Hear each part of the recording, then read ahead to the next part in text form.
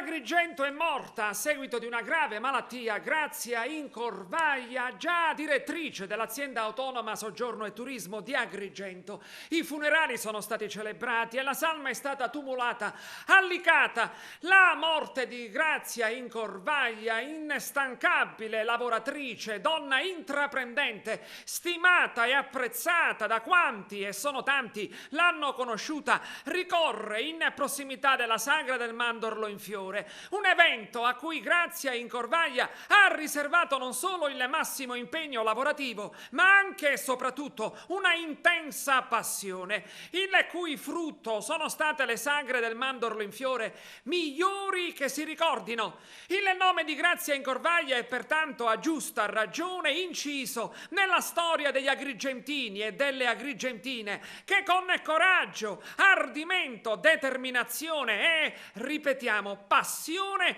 hanno lavorato incessantemente per l'affermazione e il progresso del territorio. Ai familiari di Grazia Incorvaglia le condoglianze da parte degli editori e dello staff di Teleacras.